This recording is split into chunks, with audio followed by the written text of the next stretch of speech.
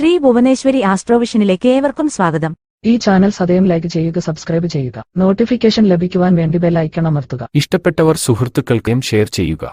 കൂടാതെ താങ്കളുടെ അഭിപ്രായങ്ങളും നിർദ്ദേശങ്ങളും സദയം കമന്റ് ബോക്സിൽ രേഖപ്പെടുത്തുക. 2024 ജൂലൈ 12 വെള്ളിയാഴ്ച 31:26 വിനാഴികയ്ക്ക് ചൊവ്വ മേടം രാശിയിൽ നിന്നും ഇടവം രാശിയിലേക്ക് സംക്രമിക്കുന്നു. ഓഗസ്റ്റ് 16 വരെ ചൊവ്വ ഇടവൻ രാശിയിൽ തുടരുന്നതാണ്. ചൊവ്വ ശരാശരി 45 ദിവസം ഒരു രാശിയിൽ സഞ്ചരിക്കുന്നു. ജൂലൈ 27 വരെ കാർത്തിക നക്ഷത്രത്തിലും ഓഗസ്റ്റ് 17 വരെ രോഹിണിയിലും തുടർന്ന് മകയിര നക്ഷത്രത്തിലുമായി ആണ് ചൊവ്വയുടെ ഇടവം രാശിയിലെ സഞ്ചാരം. ശുക്രൻ്റെ ക്ഷേത്രമായ ഇടവം ചൊവ്വയ്ക്ക് സമക്ഷേത്രമാണ് എന്നതും ഇടവത്തിൽ ചൊവ്വയുടെ ബന്ധുവായ വ്യാഴത്തോടൊപ്പം ആണ് സഞ്ചാരം എന്നതും സവിശേഷ ഫലങ്ങൾ ലഭിക്കാൻ കാരണമാകുന്നു. ചൊവ്വയും വ്യാഴവും ചേർന്നാലുണ്ടാകുന്ന ഗുരുമംഗല യോഗം ഏതൊക്കെ രാശിയിൽ ജനിച്ചവർക്ക് അനുകൂലവും ആർക്കൊക്കെ പ്രതികൂലവും ആകുന്നു എന്നാണ് ഇവിടെ പരിശോധിക്കുന്നത്. ചൊവ്വയുടെ കാരകധർമ്മങ്ങളിൽ ഭൂമി സംബന്ധിച്ചുള്ളവ, അഗ്നി, പോലീസ്, പട്ടാളം, അഗ്നിശമന സേന എന്നീ വിഭാഗങ്ങൾ, അവയുമായി ബന്ധപ്പെട്ട് ജോലി ചെയ്യുന്നവർ, സഹോദരത്വം, ദേഹബലം, ധൈര്യം, സാഹസികത, മത്സരം, അധികാരം എന്നിവയും ഉൾപ്പെടുന്നു. ഒരു വ്യക്തിയുടെ ഏതൊരു ഭാവത്തിലാണ് ചൊവ്വ നിൽക്കുന്നത് എന്നതനുസരിച്ച് ആ ഭാവത്തിൻ്റെ ഫലവും അനുഭവത്തിൽ വരുന്നതാണ്. ഗോചരവശാൽ 3, 6, 11 എന്നീ 3 ഭാവങ്ങളിൽ സഞ്ചരിക്കുമ്പോൾ മാത്രമാണ് ചൊവ്വ ഏറ്റവും അനുകൂലമാകുന്നത്. അപ്രകാരം നോക്കിയാൽ കർക്കിടകം, ധനു, മീനം എന്നീ 3 കൂറുകാർക്കാണ് ഇടവത്തിലെ ചൊവ്വയുടെ പൂർണ്ണ ഗുണാനുഭവങ്ങൾ പ്രദാനം ചെയ്യുന്നത്. ഈ വസ്തുതകൾ മുൻനിർത്തി മേടം മുതൽ മീനം വരെയുള്ള 12 കൂറുകളിൽ ജനിച്ച അശ്വതി മുതൽ രേവതി വരെയുള്ള 27 നാളുകാർക്കും ഇടവത്തിലെ ചൊവ്വ നൽകുന്ന അനുഭവങ്ങളാണ് ഇവിടെ പരിശോധിക്കുന്നത്. അശ്വതിയും ഭരണിയും കാർത്തിക ആദ്യ കാൽഭാഗവും അടങ്ങിയ മേടക്കൂറുകാർക്ക് ചൊവ്വ 2ാം ഭാവത്തിലാണ് സഞ്ചരിക്കുന്നത്. ജന്മരാശിയിൽ നിന്നും മാറുന്നതിനാൽ സമ്മർദ്ദങ്ങൾ കുറയുന്നതായി അനുഭവപ്പെടും. ധനം, കുടുംബം, വാക്ക് ഇവയൊക്കെ 2ാം ഭാവത്തെ സൂചിപ്പിക്കുന്നു. ഇവയ്ക്കെല്ലാം സമ്മിശ്രമായ ഫലമായിരിക്കും ലഭിക്കുക. എന്നാൽ ചൊവ്വ വ്യാഴത്തോടൊപ്പം സഞ്ചരിക്കുന്നതിനാൽ ചില ഗുണാനുഭവങ്ങളും പ്രതീക്ഷിക്കാം. കുടുംബസൗഖ്യം സമ്മിശ്രമായിരിക്കും. ഇഷ്ടാനിഷ്ടങ്ങൾ തുറന്നു പറയാൻ മടി കാണിക്കില്ല. മറ്റുള്ളവരുടെ കുറ്റം കണ്ടെത്താൻ ഔത്സുക്യം കാട്ടും. അനാവശ്യമായി തർക്കിക്കാനും താല്പര്യം കൂടും. വാക്കുകൾക്ക് ആവശ്യത്തിലധികം മൂർച്ചയുള്ളതായി അനുഭവപ്പെടും. ഉന്നതരുടെ മനസ്സാക്ഷി സൂക്ഷിപ്പുകാരാകും. ബിസിനസ്സിൽ പുരോഗതി ദൃശ്യമാകുന്നതാണ്. വിലയേറിയ ഇലക്ട്രോണിക് ഉപകരണങ്ങളും ആഡംബര വസ്തുക്കളും വാങ്ങും. ഗ്രഹനിർമ്മാണം ഒരുവിധം പൂർത്തിയാക്കാൻ കഴിയും.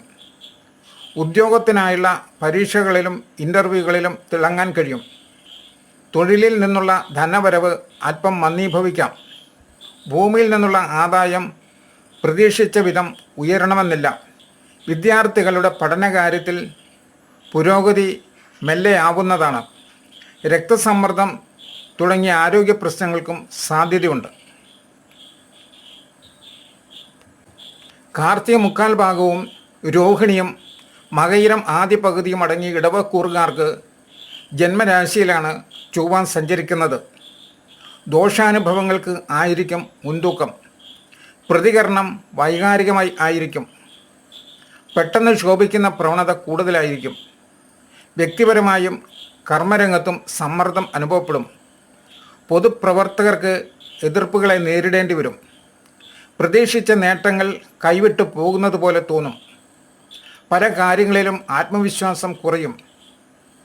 പരീക്ഷകളിലും അഭിമുഖങ്ങളിലും പ്രതീക്ഷിച്ച വിധത്തിലുള്ള നേട്ടം കൈവരിക്കാൻ കഴിഞ്ഞേക്കില്ല. അപവാദങ്ങളെ പ്രതിരോധിക്കേണ്ടതായി വരും.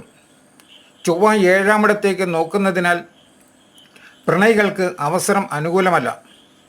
ദാമ്പത്യ പ്രശ്നങ്ങൾക്കും സാധ്യതയുണ്ട്. ആരോഗ്യകാര്യത്തിൽ അലംഭാവം പാടില്ല. യാത്രകൾ കൊണ്ട് പ്രയോജനം കുറയും. തൊഴിൽ അന്വേഷകർക്ക് അല്പം കാത്തിരിക്കേണ്ടി വരും. അവസരങ്ങൾ പ്രയോജനപ്പെടുത്താൻ അതീവ ശ്രദ്ധ വേണം. മകയിരം അവസാന പകുതിയും തിരുവാതിരയും പുണർന്നം 3/4 ഭാഗവും അടങ്ങിയ മിഥുനക്കൂറുകാർക്ക് 12-ാം ഭാവത്തിലാണ് ചൊവ്വ സഞ്ചരിക്കുന്നത്.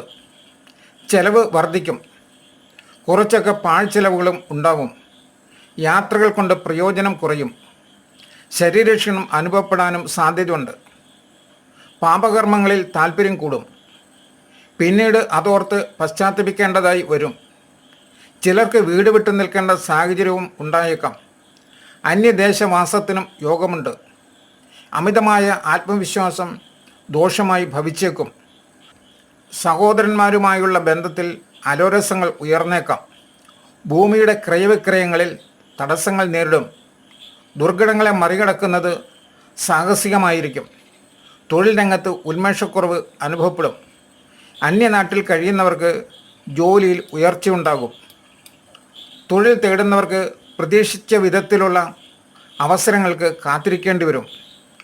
അപകടങ്ങൾക്ക് സാധ്യത ഉള്ളതുകൊണ്ട് ജാഗ്രത അനിവാര്യമാണ്.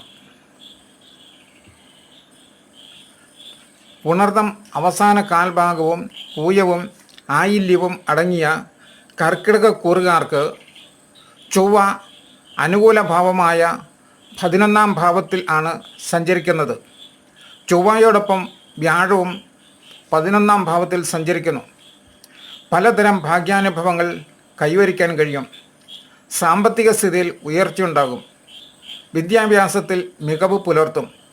കുടുംബാന്തരീക്ഷം ഐശ്വര്യപൂർണമാകും. തൊഴിൽ മേഖലയിൽ അംഗീകാരം വർദ്ധിക്കും. സംരംഭങ്ങളിൽ നിന്നും ആദായമുണ്ടാകും. പിതാവിൻ്റെ പദവിയിലും തൊഴിലിലും ഉയർച്ചയുണ്ടാകും. ആരോഗ്യസ്ഥിതി മെച്ചപ്പെടുന്നതാണ്. വസ്തു വാങ്ങുവാനുള്ള ശ്രമം വിജയത്തിലെത്തും. കടബാധ്യതകളാൽ വലയുന്നവർക്ക് അതിൽ നിന്നുള്ള മോചനത്തിനുള്ള വഴി തെളിയുന്നതാണ്. മത്സരങ്ങളിൽ വിജയിക്കും. സഹോദര സ്നേഹം വർദ്ധിക്കും. സ്ഥാനമാനങ്ങൾ തേടിവരും. ദേഹസുഖവും ഭോഗസുഖവും പ്രതീക്ഷിക്കാവുന്നതാണ്. ഉദ്യോഗാർത്ഥികൾക്ക് നിരാശപ്പെടേണ്ടി വരില്ല. വസ്തുവ്യാപാരം ലാഭകരമാകും. അവിവാഹിതരുടെ വിവാഹ കാര്യത്തിൽ തീരുമാനം ആകും. മകവും പൂരവും ഉത്രം ആദ്യ കാൽഭാഗവും അടങ്ങിയ ചിങ്ങക്കൂറുകാർക്ക് ചൊവ്വ 10-ാം ഭാവത്തിലാണ് സഞ്ചരിക്കുന്നത്. വ്യക്തിപരമായും കർമ്മപരമായും സമ്മർദ്ദങ്ങളെ നേരിടേണ്ടി വരുന്നതാണ്. കായിക അധ്വാനം വർദ്ധിക്കും. വീഴ്ച മൂലമോ അപകടം മൂലമോ മുറിവിനുള്ള സാധ്യതയുണ്ട്. അതുകൊണ്ട് എല്ലാ കാര്യങ്ങളിലും നല്ല ശ്രദ്ധ വേണം. അപ്രസക്തമായ കാര്യങ്ങൾക്കായി ഊർജവും സമയവും ചെലവഴിക്കും. ചെറിയ നേട്ടങ്ങൾക്ക് കൂടുതൽ അധ്വാനിക്കേണ്ട സ്ഥിതിയാണ്. സന്താനങ്ങളിൽ നിന്നും സാമ്പത്തികമായി സഹായം ലഭിക്കും. വസ്ത്രം, പാരിതോഷികം എന്നിവ ലഭിക്കാനും സാധ്യതയുണ്ട്. രാഷ്ട്രീയ രംഗത്തുള്ളവർ വിവാദങ്ങളിൽ സജീവ സാന്നിധ്യമാകും. സ്വന്തം കാര്യം വിസ്മരിച്ച് മറ്റുള്ളവർക്കായി പ്രവർത്തിക്കും. പുതിയ സംരംഭങ്ങൾ തുടങ്ങുവാൻ കാലം അനുകൂലമല്ല. സ്ഥാനക്കയറ്റം പ്രതീക്ഷിച്ചവർക്ക് കാത്തിരിക്കേണ്ടി വരും. രാഷ്ട്രീയ പ്രവർത്തകർക്ക് ജനസ്വാധീനം കുറയുന്നതായി തോന്നും. വീട് മാറ്റത്തിന് സാധ്യതയുണ്ട്. ആരോഗ്യപരമായി ജാഗ്രത വേണം. ഉത്രം 3/4 ഭാഗവും അത്തവും ചിത്തിര ആദ്യ പകുതിയും അടങ്ങിയ കന്നിക്കൂറുകാർക്ക് ചൊവ്വ ഭാഗ്യസ്ഥാനത്ത് വ്യാഴത്തോടൊപ്പം ചേരുന്നതിനാൽ കുറച്ചൊക്കെ ഭാഗ്യാനുഭവങ്ങൾ പ്രതീക്ഷിക്കാം. പ്രതീക്ഷകൾ നിറവേറാൻ താമസമുണ്ടാകും. പിതാവിൻ്റെ ആരോഗ്യസ്ഥിതിയിൽ ശ്രദ്ധ വേണം. പിതാവിൽ നിന്നും ആനുകൂല്യങ്ങൾ പ്രതീക്ഷിക്കാം. പിതൃസ്വത്ത് സംബന്ധിച്ച തർക്കം സഹോദരന്മാരുമായി ഒത്തുതീർപ്പിലെത്തുന്നതാണ്. ഭൂമി വാങ്ങാനോ വിൽക്കാനോ ആഗ്രഹിക്കുന്നവർക്ക് അതിനുള്ള അവസരം വന്നുചേരും. വിദേശത്തുള്ളവരിൽ നിന്ന് സഹായങ്ങൾ പ്രതീക്ഷിക്കാം. ആത്മീയ യാത്രകൾക്ക് അവസരങ്ങൾ ഉണ്ടാകുന്നതാണ്. തൊഴിൽ രംഗത്ത് പുരോഗതി പതുക്കെയാകും. വിയർപ്പൊഴുക്കി നേടിയ വിജയത്തിന് തിളക്കം കുറവായി തോന്നും. ഭാവി സംബന്ധിച്ച തീരുമാനങ്ങളിൽ തെറ്റുപറ്റാം. സഹായ വാഗ്ദാനങ്ങൾ പിൻവലിക്കപ്പെടാം. ചിത്തിര രണ്ടാം പകുതിയും ചോതിയും വിശാഖം മുക്കാൽ ഭാഗവും അടങ്ങിയ തുലാക്കൂറുകാർക്ക് 8ാം ഭാവത്തിലാണ് ചൊവ്വയുടെ സഞ്ചാരം. 8ാമിടം ചൊവ്വയ്ക്ക് കാഠിന്യം ഏറ്റവും കൂടുതൽ വരുന്ന ഭാവങ്ങളിലൊന്നാണ്. താൽക്കാലികമായ ചില ക്ലേശങ്ങൾക്ക് കാരണമായേക്കും. ശത്രുക്കളുടെ ഭാഗത്തുനിന്നും ഭീഷണികൾ നേരിടേണ്ടി വരും. രക്തസമ്മർദ്ദാദി രോഗങ്ങൾ വർദ്ധിക്കാനിടയുണ്ട്. കടം വാങ്ങി കടം വീട്ടാനുള്ള ശ്രമം നടത്തുന്നതാണ്. ഭൂമി സംബന്ധിച്ച ചില തർക്കങ്ങൾക്കും സാധ്യത കാണുന്നുണ്ട്. വ്യവഹാരങ്ങൾ ഉണ്ടായേക്കാം. എന്നാൽ കൃഷിയിലും കച്ചവടത്തിലും ലാഭമുണ്ടാകും. ചടുലമായ നീക്കങ്ങളിലൂടെ നേട്ടങ്ങൾ കൈവരിക്കും. ഇൻഷുറൻസ് മുഖേന കിട്ടാനുള്ള പണം ലഭിക്കും. ഭൂമിയോ സ്വർണമോ പണയപ്പെടുത്തി സാമ്പത്തിക പ്രശ്നം പരിഹരിക്കും. അകാരണമായ ഒരു ഭയം മനസ്സിനെ അലട്ടിയേക്കും. ദുസ്വപ്നങ്ങൾ കാണാൻ സാധ്യതയുണ്ട്. ശത്രുക്കളുടെ ഉപദ്രവം വർദ്ധിക്കുന്നതായി അനുഭവപ്പെടും. കർമ്മരങ്ങൾ ദുർഘടങ്ങൾ നിറഞ്ഞതാകും. സഹോദരന്മാരുടെ പിന്തുണ കുറയുന്നതായി തോന്നും.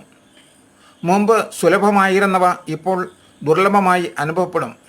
വീഴ്ചയ്ക്കോ അപകടത്തിനോ സാധ്യതയുണ്ട്.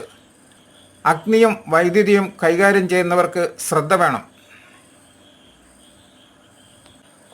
വിശാഖം അവസാന കാൽഭാഗവും അനിഴവും തൃക്കേട്ടയും അടങ്ങിയ വൃശ്ചികക്കൂറുകാർക്ക് 7ാം ഭാവത്തിലാണ് ചൊവ്വ സഞ്ചരിക്കുന്നത്. വ്യാഴത്തോടൊപ്പം ഉള്ള ചൊവ്വയുടെ സഞ്ചാരം ചില ഗുണാനുഭവങ്ങൾക്ക് സാധ്യതയുണ്ട്. തൊഴിൽ രംഗത്ത് ആലസ്യം അനുഭവപ്പെടും. ഉദ്യോഗാർത്ഥികൾക്ക് അനുകൂലമായ അവസരങ്ങൾ ലഭിക്കുന്നതാണ്. ബിസിനസ് വിപുലീകരിക്കാനുള്ള ശ്രമങ്ങൾ വിജയിച്ചേക്കും. വായ്പകൾ വേഗത്തിൽ ലഭിക്കുന്നതാണ്. ഉദ്യോഗസ്ഥർക്ക് സ്ഥാനക്കയറ്റമോ പുതിയ ചുമതലകളോ ഉണ്ടാകും. കമിതാക്കൾക്ക് അനുകൂലമായ കാലമല്ല. ദമ്പതിമാർക്കിടയിൽ അഭിപ്രായ വ്യത്യാസം ഉടലെടുത്തേക്കാം. കൂട്ടുകച്ചവടത്തിൽ നിന്നും ചിലപ്പോൾ പിന്മാറിയേക്കും. യാത്രകളിൽ നിന്നും പ്രതീക്ഷിച്ച നേട്ടം ലഭിക്കണമെന്നില്ല. മറ്റുള്ളവരെ ഉപദേശിക്കാൻ താല്പര്യം കൂടും. വിദേശത്ത് പോകാൻ ആഗ്രഹിക്കുന്നവർക്ക് അനുമതികൾ വൈകും. അവിവാഹിതരുടെ വിവാഹാലോചനകളിൽ തീരുമാനം നീളും. പണമിടപാടുകളിൽ ജാഗ്രത വേണം. മൂലവും പൂരാടവും ഉത്രാടം ആദ്യ കാൽഭാഗവും അടങ്ങിയ ധനുക്കൂറുകാർക്ക് ചൊവ്വ 6ാം ഭാവത്തിൽ സഞ്ചരിക്കുകയാൽ അനുകൂല ഫലങ്ങൾ പ്രതീക്ഷിക്കാം. ആത്മശക്തി വർദ്ധിക്കും. പ്രശ്നങ്ങളെ ധൈര്യപൂർവ്വം നേരിടാൻ കഴിയും. ശത്രുക്കളുടെ പ്രവർത്തനങ്ങളെ പ്രതിരോധിക്കും. ഭൂമി വാങ്ങുന്നതിനോ പുതിയ വീട് വാങ്ങുന്നതിനോ നിർമ്മിക്കുന്നതിനോ അനുകൂല സമയമാണ്. പുതിയ വാഹനം വാങ്ങുവാൻ ആഗ്രഹിക്കുന്നവർക്ക് അതിനുള്ള അവസരം വന്നു ചേരും. കൃഷിയിൽ ഏർപ്പെട്ടിട്ടുള്ളവർക്ക് സർക്കാരിൽ നിന്നും ലഭിക്കാനുള്ള ധനസഹായം ലഭിക്കും. മാതാപിതാക്കളുടെ ആരോഗ്യസ്ഥിതി മെച്ചപ്പെടുന്നതാണ്. കുടുംബബന്ധം കൂടുതൽ ഊഷ്മളമാകും. വിദ്യാർത്ഥികൾക്ക് ഉപരിപഠനത്തിന് അവസരം ലഭിക്കും. കടബാധ്യതകൾ പരിഹരിക്കാൻ വഴി തെളിയുന്നതാണ്. കൂടുതൽ ഭാഗ്യാനുഭവങ്ങൾ പ്രതീക്ഷിക്കാം. സാമ്പത്തികമായി അനുകൂല അന്തരീക്ഷമാണ്. കച്ചവട രംഗം പുഷ്ടിപ്പെടും. നീണ്ടുപോയ വ്യവഹാരങ്ങൾക്ക് നല്ല പരിസമാപ്തിയുണ്ടാകും. മത്സരങ്ങളിലും തെരഞ്ഞെടുപ്പുകളിലും വിജയിക്കുന്നതാണ്. ഉദ്യോഗസ്ഥർക്ക് പല നിലയ്ക്കും ആശ്വാസം അനുഭവപ്പെടുന്ന കാലമാണ്. ഉത്രാടം മുക്കാൽ ഭാഗവും തിരുവോണവും അവിട്ടം ആദ്യ പകുതിയും അടങ്ങിയ മകരക്കൂറുകാർക്ക് 5ാം ഭാവത്തിൽ സഞ്ചരിക്കുന്നതിനാൽ സന്താനങ്ങളെ സംബന്ധിച്ച ചില പ്രശ്നങ്ങൾക്ക് പരിഹാരം കാണാനാകും. സാങ്കേതിക കാര്യങ്ങളിൽ നല്ല ഉപദേശം ലഭിക്കും. തത്സംബന്ധമായ വിജ്ഞാനം നേടാനും കഴിയുന്നതാണ്. ഉന്നതരുടെ സഹായം വലിയൊരു കൈത്താങ്ങാകും. സഹോദരന്മാരുമായുള്ള അനൈക്യത്തിന് പരിഹാരം സിദ്ധിച്ചേക്കും. കിടപ്പ് രോഗികൾക്ക് ആശ്വാസമുണ്ടാകും. കള്ളക്കേസിൽ പെട്ടുപോയവർക്ക് മോചനം ലഭിക്കും. തടസ്സപ്പെട്ട സമ്പാദ്യങ്ങൾ അനുഭവയോഗ്യമാകും. സാഹിത്യകാരന്മാർക്ക് അംഗീകാരം തേടിവരും. ചെറിയ ആരോഗ്യ പ്രശ്നങ്ങൾ ഉണ്ടായേക്കാം. സഹപ്രവർത്തകരുടെ ദുരാരോപണങ്ങൾക്ക് മറുപടി പറയേണ്ടി വരും. ധനവരവിൽ മാന്ദ്യം അനുഭവപ്പെടില്ല. ആരോഗ്യ പ്രശ്നങ്ങൾ ഉടലെടുക്കും. വൈദ്യസഹായം സംയോജിതമായി തന്നെ തേടാൻ മടി കാണിക്കരുത്. അവിട്ടം അവസാന പകുതിയും ചതയവും പൂരൂരുട്ടാതി മുക്കാൽ ഭാഗവും അടങ്ങിയ കുംഭക്കൂറുകാർക്ക് ചൊവ്വ 4-ാം ഭാവത്തിൽ സഞ്ചരിക്കുന്നത് മൂലം മനസ്സുഖം കുറഞ്ഞേക്കും. മാതാവിൻ്റെ ആരോഗ്യകാര്യത്തിൽ ശ്രദ്ധ വേണം. മാതാവ് വഴിയുള്ള ബന്ധുക്കളുമായി അകന്നു നിൽക്കും. ദമ്പതികൾ തമ്മിലുള്ള പ്രശ്നങ്ങൾ ഒട്ടൊക്കെ പരിഹരിക്കാനാകും. പങ്കാളിത്തത്തോടെ പുതിയ ബിസിനസ് തുടങ്ങാനുള്ള ശ്രമം വിജയിക്കും. വിദേശത്ത് പോകുവാൻ ആഗ്രഹിക്കുന്നവർക്ക് അവസരം വന്നു ചേരും. അതിരുതർക്കവും അയൽക്കാരുമായുള്ള വഴക്കുകളും ഉണ്ടായേക്കാം. ധനവരവിൽ കുറവ് സംഭവിക്കില്ല. ഉദ്യോഗസ്ഥർക്ക് പലവിധത്തിൽ നേട്ടങ്ങൾ പ്രതീക്ഷിക്കാം. സുഹൃത്തുക്കളുമായി ചേർന്ന് ദീർഘദൂര യാത്രയ്ക്ക് അവസരം ലഭിക്കും. അകാരണമായ ദേഷ്യവും ഭയവും മനസ്സിനെ അലട്ടിയേക്കും. വാഹന ഉപയോഗത്തിലും ശ്രദ്ധ വേണം. വീടിൻ്റെ അറ്റകുറ്റപ്പണിക്കും സാധ്യതയുണ്ട്. പൂരൂരുട്ടാതി അവസാന കാൽഭാഗവും ഉത്രട്ടാതിയും രേവതിയും അടങ്ങിയ മീനക്കൂറുകാർക്ക് ചൊവ്വ അനുകൂല ഭാവമായ 3-ാം ഭാവത്തിലാണ് സഞ്ചരിക്കുന്നത്. ഇഷ്ടകാര്യങ്ങൾ തടസ്സമില്ലാതെ ലഭിക്കും. സമൂഹത്തിലെ പ്രധാനപ്പെട്ട വ്യക്തികളുടെ പിന്തുണ നേടാനാവുന്നതാണ്. തൊഴിൽ മേഖലയിൽ വരുമാനം വർദ്ധിക്കും. ഉദ്യോഗത്തിൽ ഉയർച്ചയുണ്ടാകും. ആജ്ഞാശക്തിയും ക്രിയാശക്തിയും വർദ്ധിക്കും. ദുർഘട പ്രശ്നങ്ങളുടെ കുരുക്കഴിച്ച് മുന്നേറാനാകും. ഗവേഷണ രംഗത്ത് നൈപുണ്യം പ്രശംസിക്കപ്പെടും. ഗാർഹിക ജീവിതത്തിൽ സുഖവും സംതൃപ്തിയും ലഭിക്കും. പൊതുപ്രവർത്തനത്തിലെ അജയ്യത തുടരും. കിടപ്പ് രോഗികൾക്ക് ആശ്വാസമാകും. പല വഴികളിലൂടെ വരുമാനങ്ങൾ വന്നെത്തുന്നതാണ്. ഭാവിക്ക് പ്രയോജനമുള്ള കാര്യങ്ങൾ ചെയ്യാൻ സാധിക്കും. ഭൂമി വിൽക്കുവാൻ ആഗ്രഹിക്കുന്നവർക്കും ഭൂമി വാങ്ങുവാൻ ആഗ്രഹിക്കുന്നവർക്കും ആഗ്രഹം സഫലമാകും. സഹോദരന്മാരുടെ സഹകരണവും കുടുംബത്തിൻ്റെ പിന്തുണയും ലഭിക്കും. ശ്രീ ഭുവനേശ്വരി ആസ്ട്രോവിഷന്റെ ഈ ജ്യോതിഷ പ്രവചനം മുഴുവൻ സമയവും ശ്രദ്ധിച്ചിരുന്ന നിങ്ങൾക്ക് ഓരോരുത്തർക്കും ഞങ്ങളുടെ നന്ദി. തുടർന്നും ഇവ ലഭിക്കുവാനായി സദയം സബ്സ്ക്രൈബ് ചെയ്യും.